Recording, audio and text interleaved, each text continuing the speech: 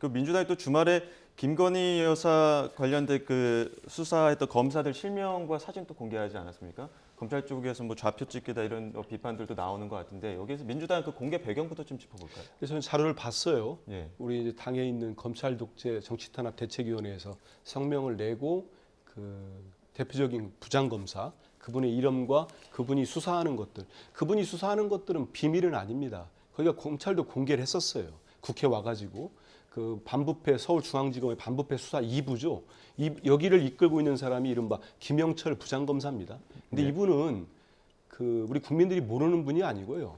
그 대표적인 포털 사이트에 가서 김영철 부장검사, 아니면 검사만 치면 됩니다. 제가 모르는 내용까지 다 나옵니다. 고향부터 학력까지 다 나오는데 이게 지금 이분 한 분이 공개됐는데 이게 실명 좌표를 공개한 겁니까? 저는 이거는 우리 국민들이 보면은 그냥 코웃음을 치실 거예요. 이건 소도 비웃을 얘기입니다. 무슨 좌표를 공개합니까? 그리고 김영철 부장검사는 우리 다 아시지 않습니까? 반부패 수사 2부에서 그 검찰이나 법무부에서 밝혔어요. 거기가 김건희 여사에 관련된 도이치모터스 수사를 담당하는 부서입니다. 이걸 다 알고 있습니다.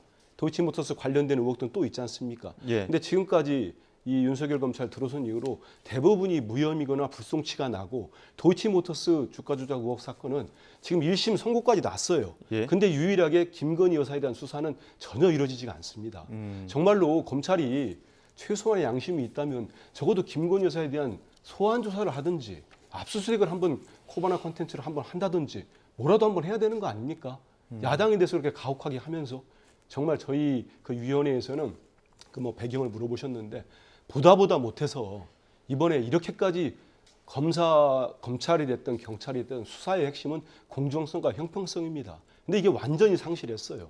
누가 하고 있느냐? 근데 이분이 최근에 또 영전까지 됐어요. 이번에는 반부패 수사 2부장에서 대검의 1과장인가요? 반부패 수사 1과장인가요? 영전이 됐더라고요. 그래서 여기에 대한 문제 제기를 하면서 부장검사의 이름을 밝힌 겁니다. 그렇기 예. 때문에 이거를 무슨 좌표를 찍고 부장검사 정도 이름 되는데 우리 국민들이 모르겠습니까? 그건 아니라는 말씀 드리고 예.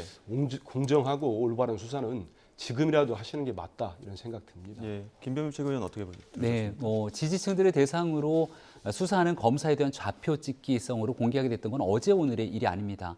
그리고 명단 공개를 하게 되면 이미 노출돼 있는 명단일지라도 민주당에 있는 핵심 당직자 혹은 핵심 국회의원들이 그러한 목소리를 높게 내는 순간 특정 지지층들이 정치적인 목적을 가지고 여기에 대한 수사하는 검사들에 대한 외압과 압력을 행사할 수 있는 가능성 훨씬 더 클 수 있을 거라고 생각을 합니다.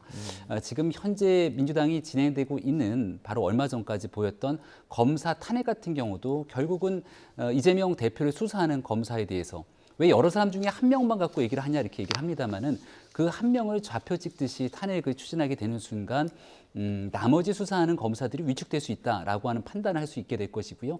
민주당에는 이재명 대표뿐 아니라 여러 국회의원들이 돈봉투 사건에 연루돼서 실제 구속이 돼 있고 또 나머지에 있는 의원들은 수사를 받고 있는 상황입니다. 근데 계속돼서 검찰을 향해 공격하는 듯한 정치적 행동들을 이어가게 된다면 본인들을 대상으로 하고 있는 수사 동력을 약화시키기 위한 정치적 행동이 아니냐 이런 오해를 받을 수 있기 때문에 예. 바로 얼마 전까지 신사협정을 맺어가면서 민생 중심으로 가자고 했던 국회 본연의 정신이 꼭 필요할 때다 이렇게 말씀드립니다.